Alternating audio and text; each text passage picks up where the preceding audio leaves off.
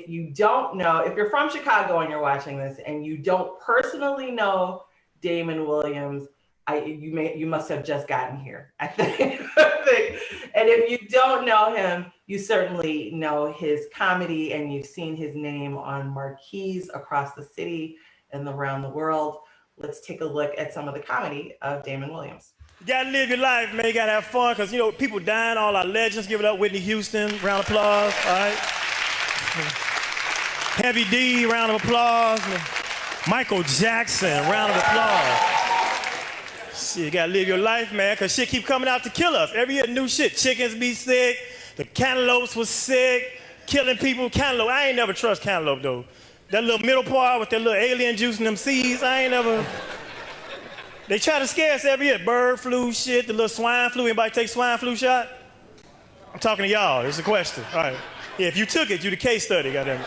Plus, I read that it was supposed to be like affect mostly Latinos and blacks. That's why they call it H1N1. That's Hispanics and Negroes. See that?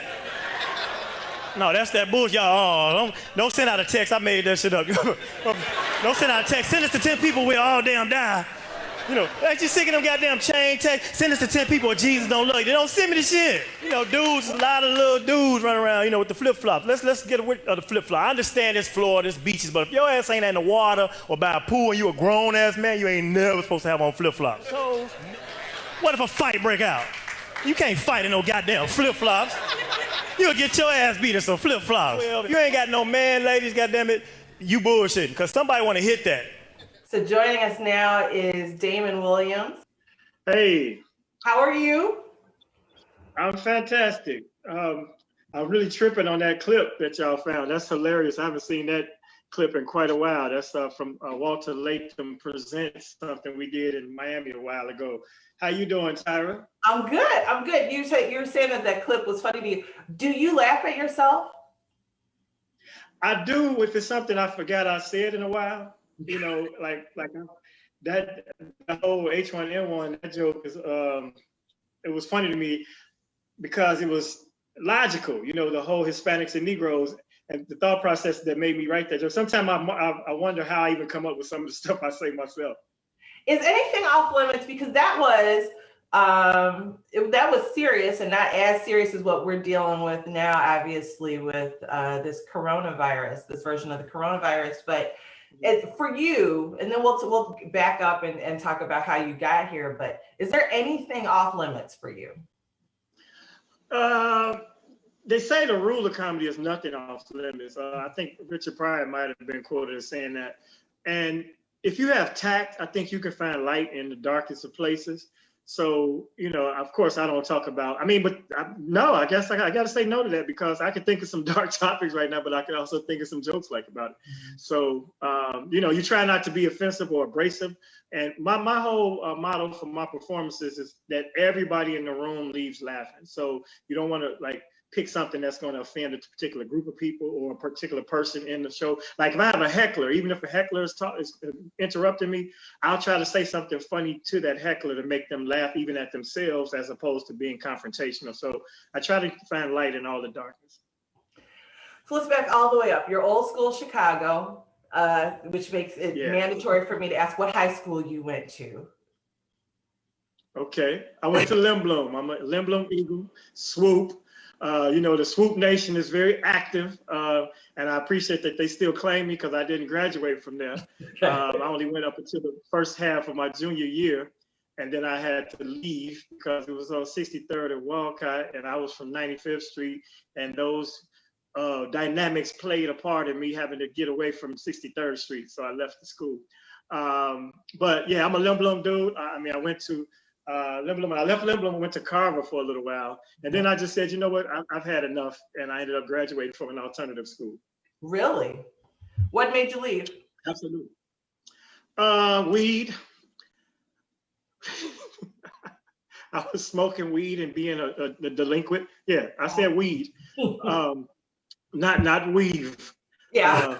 I probably need some weave now. I don't know if you've seen it. I just posted it. They now putting fake locks on guys with fades and everything. So if you see me with a head full of hair, it won't be a miracle. Furthering my seeds of relationship distrust. Say it, huh? I said just deepening and furthering the seeds of distrust in relationships. Yes, absolutely. So you graduate from the alternative school. What did you think you were going to do when you grew up? Funny. I always wanted to be an entrepreneur. I always said I wanted to be my own boss. I mean, I remember as young as, elementary school, maybe fifth grade, sitting in the classroom thinking, I don't really need this particular subject because I'm not going to be a social studies teacher. I'm going to have a business. I'm going to be my own boss. I remember envisioning myself also riding in limos. And I remember that clearly in fourth grade. I said, I'm going to be riding in limousines. And, I don't know where I got this inner esteem at that time in life, but I just felt like I didn't like taking orders. I didn't like to be under anybody's authority. And so I felt like I had to be my own boss and open my own business. And so when you're on this road to be, the next Bob Johnson or whoever, business owner, entrepreneur, what was the detour to comedy? Very funny how I found comedy. I mean, I always enjoyed humor. I always enjoyed comedians. Even as a young child, I would watch Johnny Carson's monologue to date myself. And, late night television when all the comedians came on, I'm talking white or black, Bob Hope, Rodney Dangerfield. There weren't too many blacks. You might catch on the late night circuit, you might catch a Bill Cosby or a really brilliant brother, Franklin Ajay. I really love his work to this day. So I just knew that was a fun thing. And then I guess after I got into the workplace, Eddie Murphy came out with Delirious. It gave me the vision to do it. Of course, Richard Pryor is always every comedian's inspiration. If you're old enough to remember Richard Pryor and you don't give Richard Pryor all praises first, then you're not really in tune to what this comedy really thing is about. But then Eddie Murphy was like on VHS. So it was the first. That was the first video I saw. It wasn't even VHS, it was Betamax. My cousin had a Beta VCR, and he played the tape, and we were just laughing so hard. And I'm like, man, that dude is funny. I love to do that. Go from there. I'm working at City Hall. I left City Hall, opened a Subway sandwich shop, okay? Had a Subway sandwich shop on Lake and Wabash for 2 years. And it was not making a lot of money. So it was before Jared transformed the franchise to become a household name. This is 1990 to 92. So I'm hanging out with some guys that played ball at the athletic center, which is right down the street from the Subway. And they were talking about this girl on Wednesday nights is hosting this open mic, the big lip chick from HBO, blah, blah, blah. And they're talking about Adele Givens. Okay. So I heard that and I was like, okay, there's a place to go and do this, to try this, because I always wanted to try it. But the night before that, I went to a different location to try it out at like an offbeat spot before I go to the big comedy club. That very first night, that very first time I did stand-up, George Wilborn was in the audience. And I approached him and told him that I'm pretty sure that he was my first cousin, because my father told me he had a nephew that does comedy. My father's William Wilborn. So I walked up to George and told him, like, man, I think we cousins, blah, blah, blah. I'm just starting out, but when I get this thing going, I'm going to holler at you, because he had already been on Def Comedy Jam. And I walked away. He's like, whoa, where you going? You can't just walk away after you drop all over my lap. He said, come here. So he took me on his wing and he took me to All Jokes Aside. And I did that open mic that night. And I've never stopped doing comedy since. I sold the Subway. Yeah, I sold the Subway because it wasn't making money. Right. That gave me the opportunity, to chase the game a little while. Subway's not funny. How did you do on your first open mic? The one the night before where George was at was just okay. The one I prepared for after that night that I went to All Jokes and did was pretty good for a first time. I mean, I remember midway through, maybe about 2 or 3 minutes in, I was amazed. I'm like, and I cursed, and even though I try not to use much profanity in my act, even though that clip had more than I typically do. Yeah. No, that clip was but let me tell you about that clip before I finish that story. That clip is from a taping that Walter Latham did. That day we had to change locations 3 times. Now, being a producer, to put together a production like that, we changed locations 3 times. There was no audience. So those people sitting around in a circle was the whole audience. We were supposed to be at a venue. Okay. It was about 40 people in there. All right. It was like doing comedy on Zoom nowadays. And And so the energy we get normally from big jokes, we weren't getting them laughs. So when you as a comedian not getting the energy you feel, you start jumping, you skip, you curse more, you get nervous, you sweat, all that. So you couldn't tell from the clip, but that was really like a nervous reaction to me cursing. Back to the story. So I brought that up to say this about cursing. So right in the middle, about 3 or 4 minutes, I looked around and forgive my language. I was like, man, you motherfuckers are laughing, right? Because I was amazed that they were laughing. So now I'm taking this VHS tape because I recorded the show and I'm showing it to everybody. And that's how I had proof that I know I can do comedy and I'm taking it place. So then I eventually took it to my mother's house and stuck it in her VCR, not thinking about the language. Man, about 60 seconds in, I had to pull that tape out because my mother is Sister Girl, God Almighty, Queen of the Evangelical Church, Missionary, Baptist, Apostolic, and you can name it, she's in it. Matter of fact, my mother is ready in the blood. Yes. Yes, blessed and highly favored. Saved, sanctified, and filled with the So I had to stop the tape, and that made me more conscious of my language and my performances. And it kind of changed the trajectory of my career because back then, Def Comedy Jam was the hot thing. It's 92, 93, and everybody was so raunchy and so raw. So I went a different direction. I wore suits instead of hip hop gear, and so it changed some things that I was able to do. Talk a little bit about, and I think this is where we're seeing the entrepreneurial side of you and how it influenced you as a performer, because it's not just, I mean, it can be for some people, I guess, you get up there and tell the jokes, but you kind of decided this is what before it was a cool word to say, my brand is going to be, this is the presentation that I'm going to give, this is how I'm marketing myself. How has having the interest in the background in business created kind of a bridge for you as a performer, and I would imagine pushed you further than some of the folks that don't have that mindset?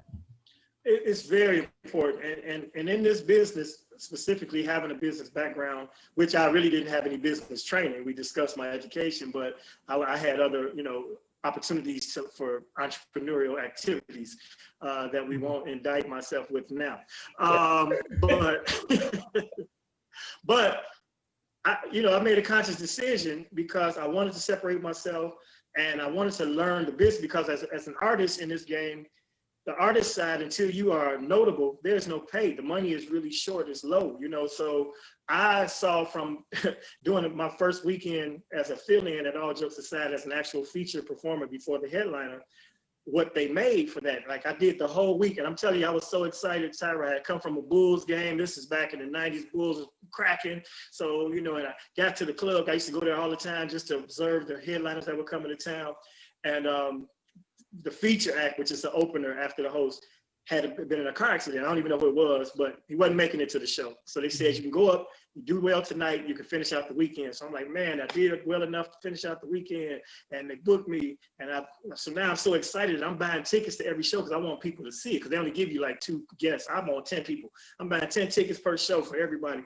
At the end of the week, the man gave me $125. So when I tell you them tickets was probably $12 or $15 each at the time, I probably spent $600 to make $125. Right. I found out that I need to promote and do my own shows. The club was making the money.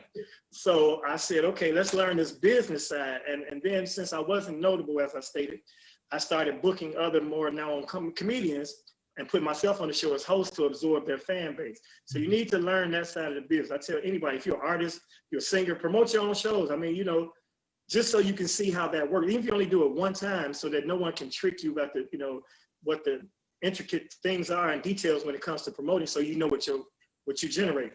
So back for more to answer your question, I just felt like if I branded myself as a cleaner comedian who dressed nice, then more opportunities would come, because Def Comedy Jam had become stigma, it was a stigma attached to it because it was all raunchy. It was all, because after the first couple of seasons, all the brilliant people, then there were, the up and comers, and, they just saw what somebody else did and they felt like, this, I can cuss finally on TV, and they went all the way left, So I felt like I needed to do my brand. So that got me corporate, that got me church, that got me social activities, things like the Urban League Gala and the NABJ conferences and stuff like that. So that's the goal. You want to be more accessible in a general sense, people, if you're out there, especially if you might somebody doing comedy. You know, it's one thing to make the crowd go ha ha bananas and you cuss and you say some shocking things, but it's another thing if you want to take your career to a level that, you know, has further opportunities or more vast opportunities. Because I did colleges and everything because I was more of a clean comedy. Yeah.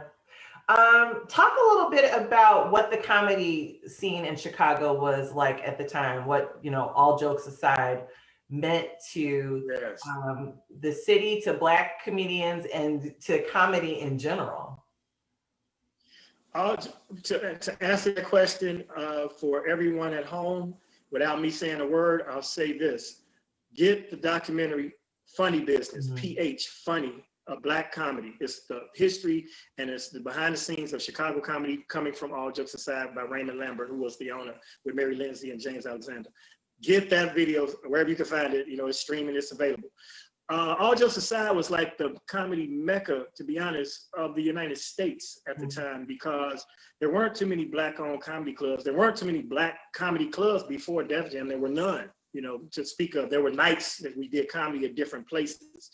So All Jokes, not only was it a Black-owned comedy club, it was a Black-owned comedy club run by college graduates who were business people, who had branding and marketing backgrounds and financial backgrounds. So they were all about the money and the image of the club.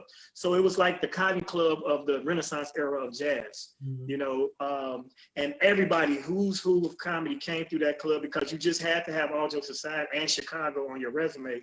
So you got people like George Wallace, who was coming off his HBO special, or a guy named Carlos Mencia, who went on to do major things, Dave Chappelle, all four of the kings of comedy. Everybody performed there. So if you're a new and up and coming guy, you're watching royalty on a weekly basis. I used to go every weekend just to observe and be around people like Rodney Winfield, who was an old head, but he set me down one night over some cocktails and other substances and just gave me the whole history, the whole history of the game. I promise you that. So to come up there, and then you got Chicago comedians who are on the national stage. At that time, Bernie Mac, Adele Givens, George Wilborn, Kenny Howe had all done Def Jam and had been out on the tour. So they were national headliners now, but they're there every week, you know, they're around town. So you could, you know, you could just be around it. So you could feel the energy. So 6 months into the business, Comedy Central and Sinbad and his brother, Mark Atkins, came to Chicago to use All Jokes Aside as a set for a stand-up show called Comic Justice for Comedy Central. And it was hosted by AJ Jamal, and it was to be the opposite of Def Jam. It was comedy with a social platform. So it was clean comedy, it was, you know, socially conscious comedy. And I got a chance to do the show because I was now host of that Wednesday night that Adele used to host. And so they came to me to say who were the, you know, rising comics on the Chicago market, having no idea. I'm only 6 months in myself. So of course they booked me to do the show. We had a 7-minute set, and about 4.5 minutes in, I drew a complete blank in the middle of a joke. And these cameras are rolling, you understand?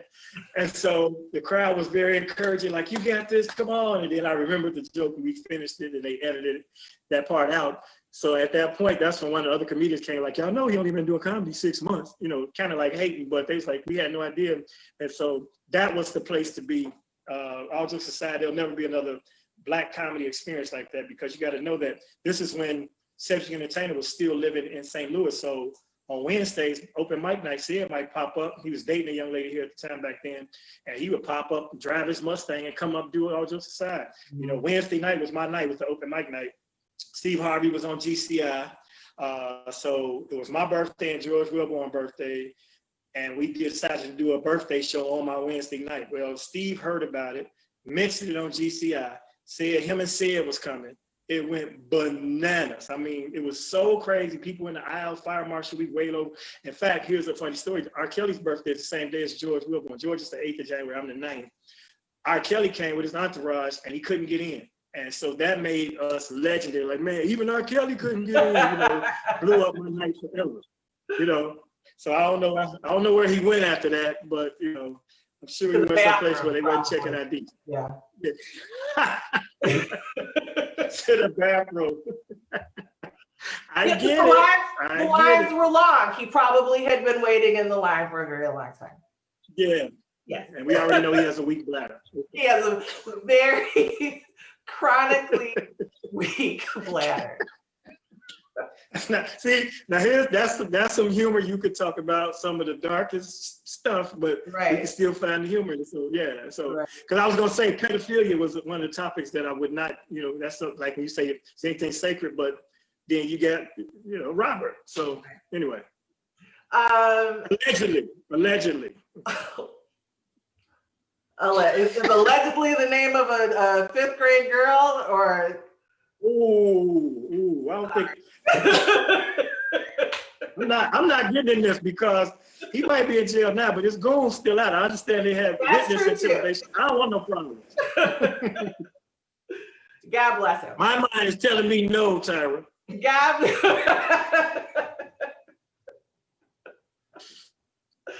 Oh, anyway, here's why this is so easy, because we are friendly, have known each other forever.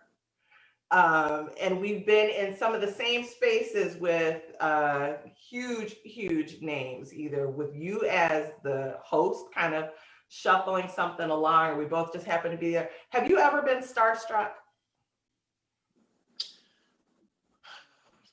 I mean, I think I was starstruck when Diana Ross was backstage at the Urban League? Urban League game. Yeah. And I've worked with, exactly. And I've worked with some majors, but it was something about the aura of her being my mother's favorite artist and stuff like that. And a lot of times, like, I've worked with people and I'll be, kind of in awe of them.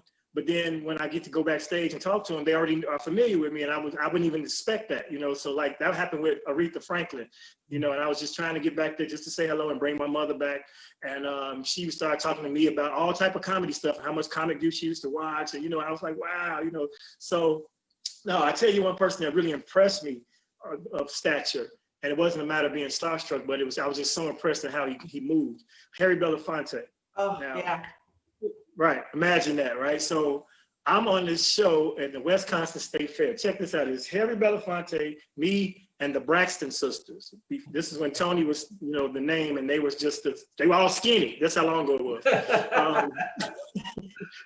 I mean, real skinny. They were all skinny. So the promoter had not informed his people or him that there was actually even a comedian on the show. So I was emceeing, but I was also performing. So when Harry Belafonte arrived, the big black SUV pulls up, and with another car in tow, and his whole entourage got out, and they're walking. He walked right over to me and said, "I understand you're a comedian." I said, "Yes." He said, "I understand they put you on the show." I said, "Yes, sir." He said, "Well, just so you know, that wasn't authorized by me, and I'm going to have a conversation with them about that because that's not how this works. But before I do that, I would like to know, have you been paid yet?" I said, "Yes, I did have my check." He said, "Well, chances are you're going to perform, but I want to make sure you got your money." And he walked away. So that blew me away because he could have sent anybody. It was like 8 people with him. He personally looked me in the eye, had this conversation with me. So I'm in awe of that man just because of his humility and his, that. And I worked with, like you say, the who's who from Luther. Never met Luther. Nobody does. You could be in awe of Luther if you want to, but your ass ain't gonna be in that hallway when he leaves. Right. I don't care if you in Vogue, boy. It was me and Boys to Men and somebody else on the show, and we were all standing outside. I was outside Boys to Men dressing room, and I knew Luther was coming, so I was trying to get the little glimpse, Sure. And they were like, "Make a hole, everybody out this hallway, get in your dressing room. There'll be no eyes, on Luther, period." And we had to go. Even Boys to Men was like, "Oh, okay." We all had to go in the dressing room. They were multi-platinum at the time. We like, "Oh, my bad," and we had to step back in and let him go past. So that was a funny story about this business. Yeah, did they actually say no eyes on Luther or don't look at Luther? Because I've had people at the station where publicists have said no one can make eye contact with fill in the blank person. And it's like, I might be embellishing that story, but it was like nobody's gonna be in this hallway. Like, it was very clear that from the time he left his dressing room to the time he said, nobody was gonna see him. Period. And then let me ask you this, was this full-figured Luther or slim Luther? As Sam would say, this was not Big Luther or Little Luther. I'm pretty sure this was Big Luther.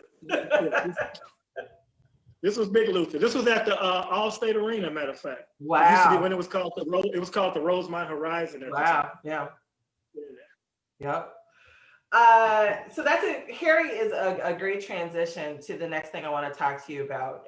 He leveraged his celebrity always to pursue social justice and equality, which is part of the reason I'm sure he wanted to talk to you about your money to make sure that you had been paid as a performer.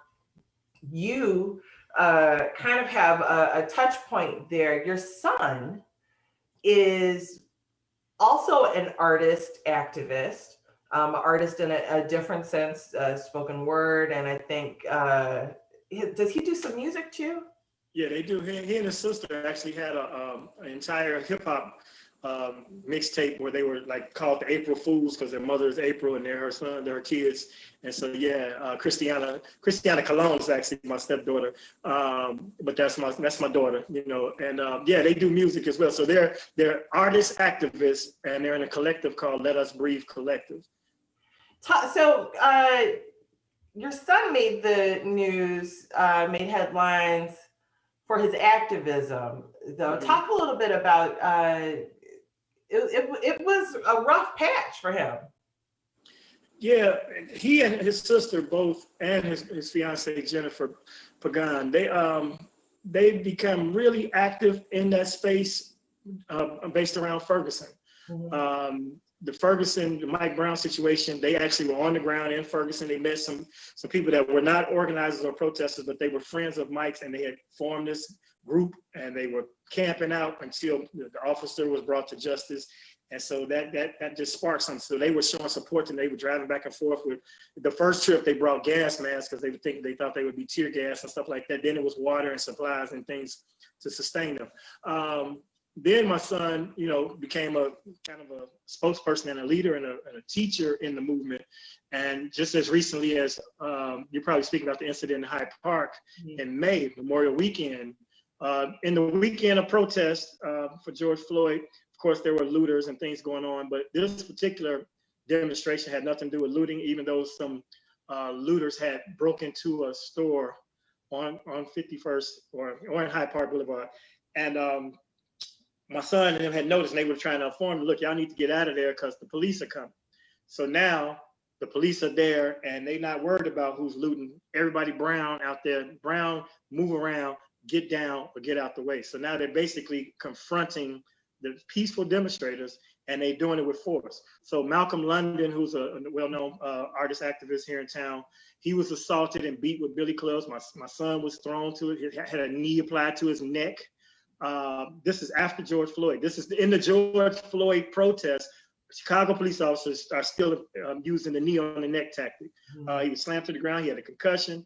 And so, you know, I'm hot about this situation. I'm already supporting him in his activities because they've been talking defund and abolitionists of the police for years, right? And it sounds like nonsense to most people. You know, how are you going to abolish the police and how we survive and how we be safe? Then when this happened and it became an international movement, then they felt vindicated. I was happy for them. So the police attacked them. My son was subsequently taken to jail, he and Malcolm. So of course we out there outside the 51st and Wentworth police station. Now I see how activism works and how it moves with bodies on the ground. So my daughter, and she said, we're not leaving from this police station till he's released because he's been kidnapped. This was not a lawful arrest, and we demand his release. And so a couple of the aldermen got involved, and Kim Fox's office was called, and they let them out because they knew it was bogus, you know, and they were talking about detaining them because of the curfew. And so it got me really physically involved. So now I went from supporting, you know, because the revolution must be subsidized, so supporting from my home to being out on the streets and joining marches and stuff. We did a march out in Mount Greenwood, which is where a lot of CPD live. And it was called I Have a Black Son March, put together by Early Walker and his organization. And, you know, to go through their community and see how they were, you know, guiding us and making sure we, you know, there would be no looting and no damage done out there at all, even though that's not what we were there for. But it was funny though, so you want to find humor in a dark place. We're out here marching and, you know, we're chanting for justice and we, you know, but we have one of the local bishops lead the chant, and apparently he wasn't with the movement prior to this, you know, current movement, because we as people of our age kind of dropped the ball when it came to the protesting and the marching. You know, we benefited from the civil rights, but it kind of after Harold Washington, we was pretty much unorganized as a group. I'm just gonna say that. So ain't nobody been out there marching, you know. So he was marching, but the chants were all off, Tyra. You know, chants like no justice, no peace, people divided will never be you. You know, he was like saying whole broken sentences, and it's hard to say that as a group. So he was out there, no more fighting and shooting by the schools and stuff. We like, no more shooting by the schools, and no more of these funerals for babies in our city and stuff. And we like, can y'all get the mic for real? Because we can't say this as a group, you know. But to make, that's just making light of it. But my son is very passionate about his belief of a society that does not believe in prisons and policing at the way it currently stands. Carceral or incarceration, he's not for that. And they believe that we have enough resources, if it's directed properly, that we can police ourselves. If we have enough mental health counselors, if we have conflict resolution, it's ways to do policing differently. So the structure of policing and prison and cages and fining, as far as parking tickets and red light tickets, he thinks that's all, and I believe him. I believe in him. It's all the wrong way to go about it. You know, it's violence against the people. So I'm supportive of him, and I'm happy and proud of him because he's starting to get recognition, which he doesn't. He shuns the spotlight, but he's also the spokesperson. He's charismatic, and he's a handsome little dude because, you know, he looked like his dad.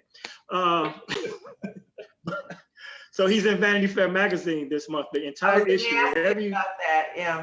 Every person needs to get that issue because it's all about the social activists across the nation and across the world who are doing things, who are out there in the streets, and it's edited by guest editor Ta-Nehisi Coates. I hope I didn't butcher his name.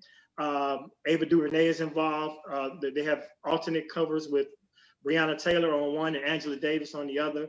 And when I tell you, these are some of my sons, like he looks up to them like he looked up to Kobe when it comes to these people in the movement. So I'm very proud of my son. His birthday is Monday, so I had breakfast with him today to celebrate. And you know, he's doing his thing. It's Let Us Breathe Collective, and that's their Instagram handle. And he's at Damon_AF, and that's for April Fools. And that's all his social media. So follow what they're doing, man, because the youth shall lead, and they have very organized, clear, concise agendas for changing our people and our social justice across the landscape. Let's talk a little bit about another source, I'm sure, of some of your comedy, your dear wife, Juanita. I knew Nita before I knew you. I found that out. Yeah. What's you all's love story? Well, first of all, she is hilarious. If I could get her, man, we met ironically at a comedy club that I was hosting the first time D. Ray Davis ever did stand up. Wow. Okay. That's how long ago. That's when we actually were introduced. We weren't dating at that time, but that's how we met, through D. Ray. So D. Ray's first time on stage brought the woman who became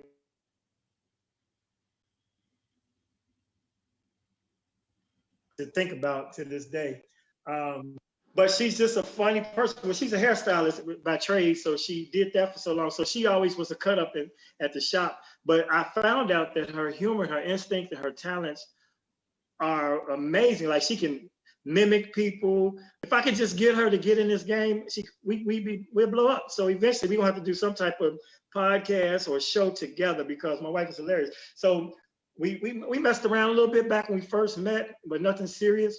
And then after I separated from my son's mother, and I was single for about 2 years, and I, done my little sowing of my oats, and feeling the freedom of coming out of a 14-year relationship, I felt like it was time to sit down and settle down. And I always remember that, she made me laugh, and we always got along together. And I went to get her. She was still, luckily for me, she was still at the salon, because funny thing is, our phones, we were used to text just periodically to check in with each other. And she was not responding all of a sudden. It was like the last 3 messages I sent her, she wasn't responding.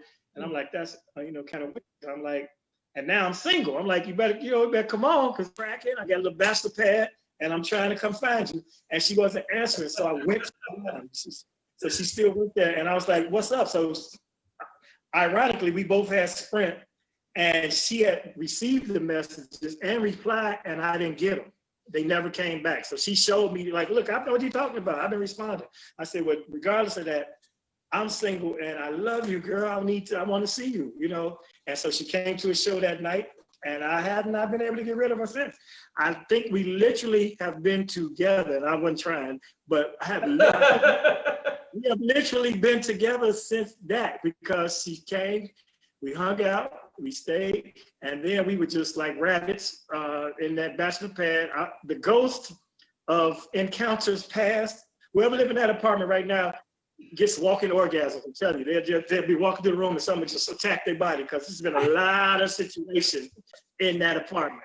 But then, I knew that she would be the one for me, because one of our first major dates after that initial reunion was on a cruise. I took her on a Tom Joyner cruise. Okay. And you got to get along with somebody to be on a cruise with somebody.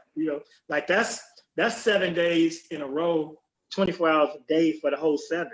Like, there's nowhere to go.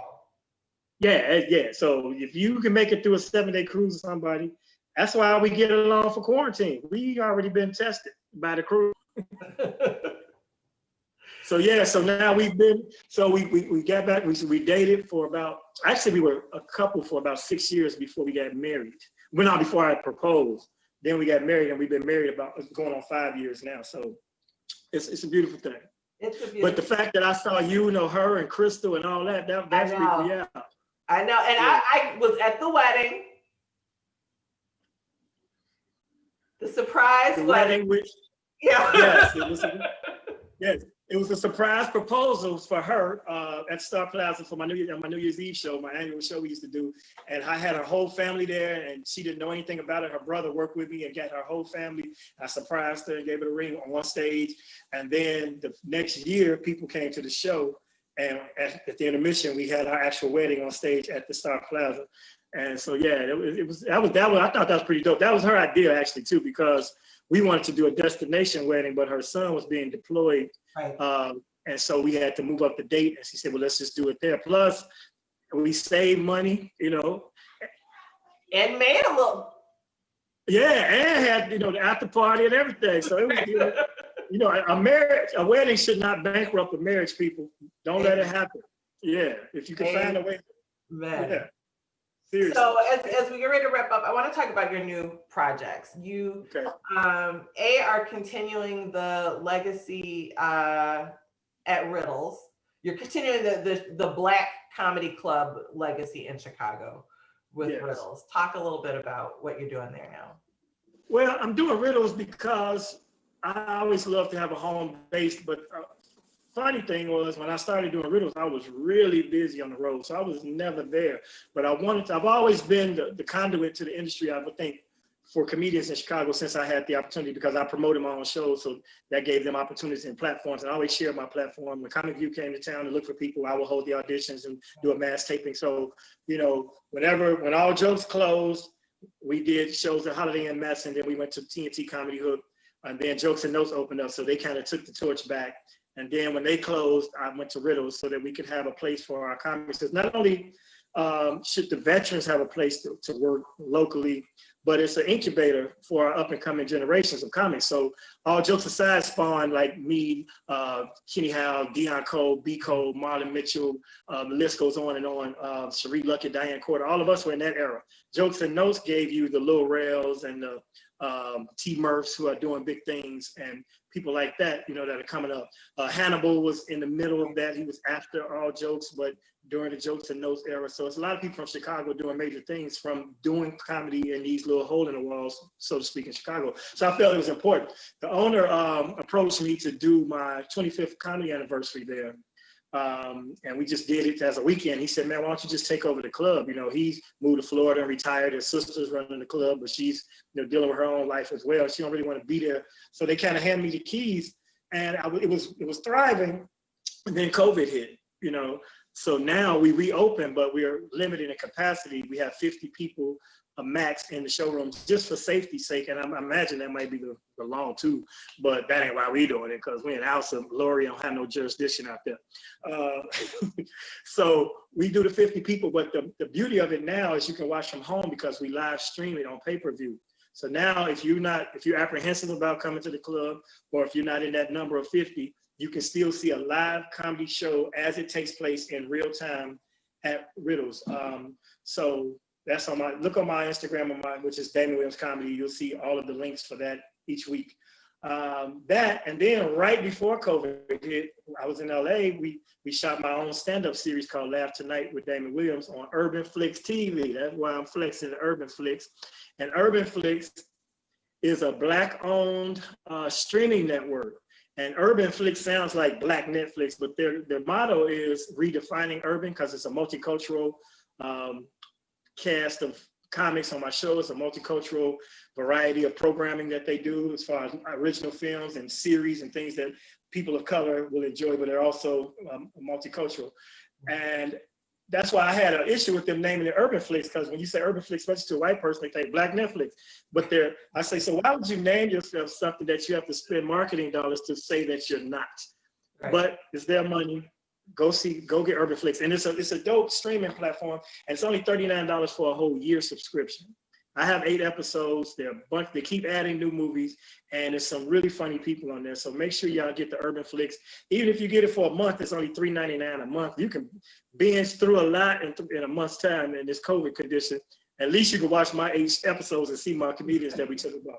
So the people on the show not only did stand up, they had the opportunity to sit down. We did a one-on-one interview like this, and you get their backstory, and it's just really an enjoyable project, and I'm so proud of it. It took me 27 years of this business to get to my own talk show, comedy show combo, and I'm very proud of it. That's awesome. Well, everybody is proud of you, certainly. Oh, thank you. As we wrap it up, tell us a joke. What's your favorite? Let me put a quarter in the back. Okay. What's your go-to joke? Oh, see, that's the thing. I'm so spontaneous. But there's got to be when old women come up to you at the barbecue and say something fun. You have to have a go-to. I hate when people do that. Do not do that to comedians, people. What I used to do when people DJs too, yeah. Yeah, exactly. Don't ask requests for DJs. I don't care if you want to brag. They don't give a damn about your song choice. And I know a DJ like that. He would not play the bride's request at her reception. Oh no. Yes, she's like, can we look? Are you a DJ? Anyway, that's a true story. It's a thing. So I got stories. I don't really do jokes. Tell us a story. Tell me a story. Okay, one of my favorite things to talk about, I'll give you some quick for this sake. Weed is legal in Chicago, and I think it should have been legal a long time ago, because I think weed is way less detrimental than alcohol, right or wrong. I'm thinking way more things have happened from people drinking than people smoking weed, like accidents and ugly people come from alcohol, pretty much. Yeah. It's a known true fact, because you ain't never smoked a joint and woke up next to a stranger. But many a lady have been to the club and had a couple too many apple martinis and woke up next to Otis. So, weed is less detrimental. Ugly people come from alcohol. I'll tell you right now, if you ugly out there, and I ain't calling nobody ugly, that means either one or both of your parents was like, you know what? I'm going in. That's how ugly people are born. Yeah. But I talk about right now, I haven't been doing, that's another reason why I was kind of hesitant, because since COVID, I have not been doing my set. I've been working on new material. Everything I've said on stage, like 99% has been stuff either that I thought of during quarantine or I'm thinking of along the way, because I kind of retired my set on my show. So if people watch the show, if you're familiar with my work, you'll see a lot of my jokes that you're familiar with, because I literally wanted the world to take those. It wasn't for my fans, it's for new people to observe. But I challenged myself not to do those jokes anymore. So, and it's funny because I try every once in a while and I don't remember, like just now. We're in COVID it now. So creators kind of have a different amount of time to put things together, but how quickly do you turn a set around? Like, how long does it take you to write that? So, when I first started doing stand-up, I had a book, and I'd write down my jokes verbatim, word for word, and I'd study that, and then I would condense the paragraphs into bullet points. And that's how I would study that sheet before I went on stage, and I would do my jokes based. That's just how I remember to do the jokes. Now, if I think of something funny, my first take on it is pretty much a joke. It's like Jay-Z, like he do his rhymes spontaneously. So I kind of know, and I had to train myself from doing the Tom Joyner Morning Show, because they would give me headlines the night before, and I'd have to have a joke about it the next morning. Now, mind you, the Seriously Ignorant News that I did on there eventually evolved to me being able to freestyle. When I tried to do it on WGN, I was new to it, and I used to use a script. Let me tell y'all the funniest story. To hell with the jokes, this is the funniest story me and Tyra share. And I heard y'all talking about Tyra when she can be the ice queen. When she's on her job, it's not a game. That's why when I found out you knew Juanita and Crystal, I'm like, she can't, because they're silly and she is not. So I pitched to Tyra. I was like, yeah, she in the other room watching on the. So I pitched to Tyra, let me do my Seriously Ignorant News, because it's a news show and they're kind of funny on WGN. And I was doing it in a reporter voice, but I was saying really ignorant stuff. So that's why I was seriously ignorant. But I needed to do it from the script. Now I was not freestyling. And so they gave me this teleprompter. But at the last minute, y'all put me in the newsroom, and I had to see the teleprompter for people at home. It was far. Because I'm on live. Yeah, it was far away, and I'm nearsighted. So I'm stuck, and I'm trying to remember the story to improvise it, and it was horrible. My mother called and said, "Were you okay? Like, I've never seen you like this." And my mother, your mother was trying to, baby, that was nice. Nope, my mother's like, "What the hell was that?" And she don't even know. So now, fast forward, now I can just write down, you give me a topic and I can do a joke about it pretty much. Right. And so it comes organically now. So that's why, and then it's a matter of confidence for comedians. I host a lot. So when you host a room weekly, and people coming every week, you can look in their faces and see, you can't do this joke because you did it 3 times already. So you have to trust your ability to be spontaneous. And so that's a skill that I developed as well. So now I could take today's, like if we talk about something today, I'll take it to stage. Last night I did a show in Massachusetts, and the temperature dropped, and it was outdoors. And there was this whole wall of shrubbery along the fence. And I was saying, man, they need to set this stuff on fire and make a fire so we could be warm, because that's not even, it was wild. Like, that ain't even decoration, that's wilderness. So that's doing 2 things. And the fact that I had that conversation with the people at the table, and then the way I took it to the stage, they were kind of amazed at that. So it doesn't take long to turn a joke around. Now, what does happen as you continue to do the joke, more elements are added and it gets more nuances. But I'm a snippet comic mostly. So I don't do like long detailed story. Like a Chappelle, he could do a story and it'll take him about 3 minutes to get to the punchline and call it back from something he mentioned earlier and alluded to. Our Chicago audience don't have that type of patience. And when he came up in this circuit, it was all about, you know what I mean? It's like, man, you better get to the jokes, dog. Come on, Joe. Hurry up. Dude ain't funny. That'll come out the seats. So I kind of developed that kind of skill set. But it's an organic thing. I mean, it's so much to talk about with the current political climate, the goofy in office right now. And I think we should vote for Joe Biden, but I'm not convinced with him either. But at least Kamala would be there to wake him up and tell him what we're doing with the country. Right. So it's so much out there, so much meat on that bone for humor right now. Yeah, I would imagine that this is just gold for you all. Yeah, and it gave me a chance to be home. And that was the beauty of, for people that are really busy in this industry, that travel every weekend, and you might have a decent place to stay, but you don't enjoy it because you're there 3 days a week. And when you come home and you can't get to the enjoyment because you need to rest, you need to unpack, you need to pack for the next trip. She wants you to paint this, you got a light bulb missing, so to be home and have that concentrated amount of time was not only beneficial to my health, I think like I put on a few more pounds, because I was running so much, I was getting skinny. Can't get skinny in this business. Black people think something wrong with you. Right. It's like either he got that shit or he own that shit. So that's been blessed. And then to talk about my personal experience during quarantine and everybody else's common experience, that's the gold mine of material. Just talking about how we all thought we had it. And at some point, everybody on this Zoom at one point woke up with a scratchy throat, like, oh, that's it. Oh. you ran down to the kitchen and put a pot of steam on and put some orange peels and some sea moss in the pot and started sniffing the steam. Told somebody to bring you a blow dryer. I heard the heat kills it. Right. Bring a blow dryer. Ginger ale, even just behind the ears. The ginger ale. Yeah. Not ginger ale. Yeah. Well, thank you so much for your time. I appreciate it. Thanks for hanging in here.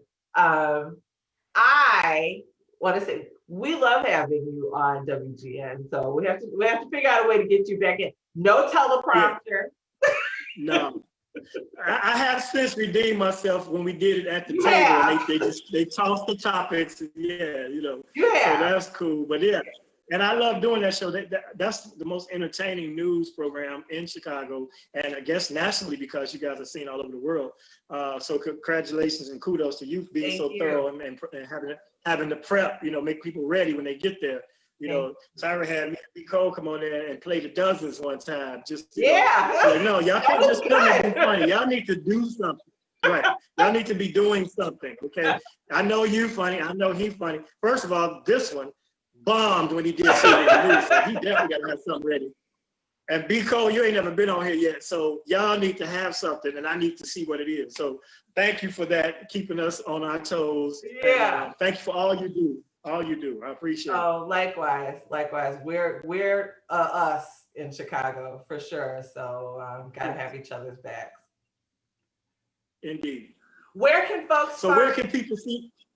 What'd you say? Oh, I was funny. I was going to ask you I was about to say, where can people see this after we do this? Is it going to be reposted on YouTube and stuff like that? About that after the interview. I believe it goes to the next showcase social media, but Mark and Reggie and Daria will fill us all in on that. Where can folks find you and your programming? DamonWilliamsComedy.com is the one-stop spot to find all of my social media. Everything I do is on there. But if you want to know specifically, Damon Williams Comedy on Facebook, Damon Williams Comedy on Instagram, and at Damon William, no S on the end, on Twitter, because somebody already was using my name and I need my S back. But in the meantime, that's how you can find me. Awesome. Thank you. Love you. I love you too, sis. Keep doing your thing. Anytime you need anything, and if y'all want, I'll get you in touch with my son, and you all can talk to him about what's going on. Yeah, that's a business phone call. We'll talk about that after this, because I do want to revisit that.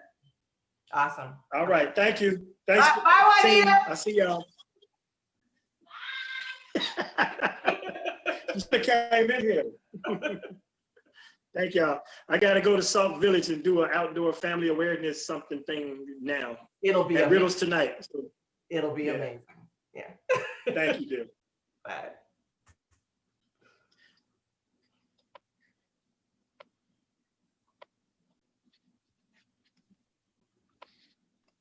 So let's talk about Damon while he's still.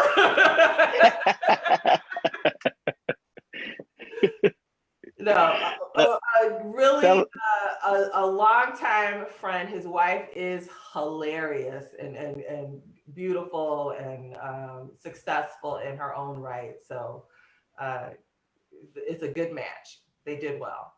Oh, great interview. It was a great interview. It was a great interview. Yeah. Over here laughing. A great subject. All I did was let him talk. So. Yeah. Listen, there was a couple of things that you talked about. One thing that's really struck me. He was like, he knows a DJ that refuses to play the Bride's song. I was like, wait a minute. First of all, let's rewind that. Okay. I want to go back to that. Let's rewind that. First of all, I'm paying you. You go play everything. You go play everything. Do what I want you to do. Hey, everything, or it will reflect in your pay. You gonna tell me no, and I'm paying you? No, sir. No, No, son. the part that got me was the apartment. You walk in and get it instantly Yeah. get it on that. I'm like, what? But you know, they I say think they might have COVID now. right. Chill. But he was right about. But you know what? He wasn't lying about that. Let me tell you something. And Dara's really funny. I ain't let her tell her own story. Dara really funny though. But anyway, like if she go out and come back in, she be like, "Oh, I feel something." It's real. But she ain't by herself though. She ain't by herself. I go outside. If I get a headache, I say, "Oh Lord, oh jeez, I should have stayed in, God. I be taking NyQuil, Benadryl, everything. You take every deal there is. I'm gonna take it. You hear me? All the drills. All the drugs. But yeah, it was great. Great job. It was great interviews today. It was a great show. Everything was absolutely wonderful. I know we had a little rough start there. Look, you want to talk? Damon talked about messing up. I've gotten a few texts from friends who were watching. I was like, could you hear me say, "Oh no"?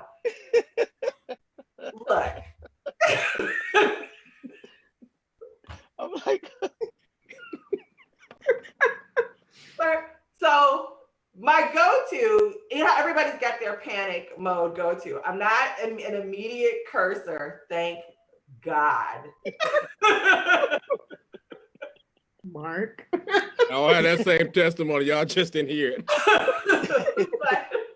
But I do that internal, and it's kind of the same Tyra that people might run into in the hallway while she's getting up to them, at WGN to tell them, move here, there, do this. It's like, oh no, oh no, oh no.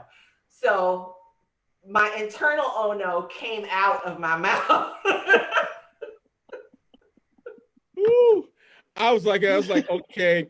I had to push the button. I said, should I just turn my video on? I mean, because there's like dead space, and now I was going, oh, and then all of a sudden I heard, oh no, I was like, oh no. I was like, I don't know what that means. Right? So I was like, somebody put something up. Somebody put something up. Friends was like, should I start the commercial? Start anything over. Just do something. Put something up. Oh my God. It was good. It was a great show. But listen, hey, that's the first double feature.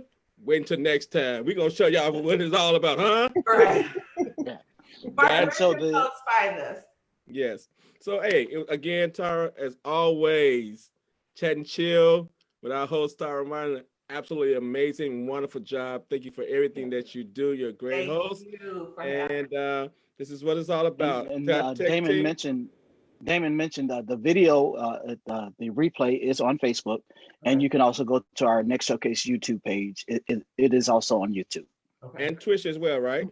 Yes. Yep. So all our platforms, Facebook, Twitch, as well as YouTube. You can go back there and find the entire interview from today. All right. So hey, this is what we're gonna do. I'm going first. Reggie's going second. Tyra's going third. I mean, Lady D is going third. And you know what you have to do, Tyra? You're gonna end the show. See y'all. All right, you guys. Thank you for joining us.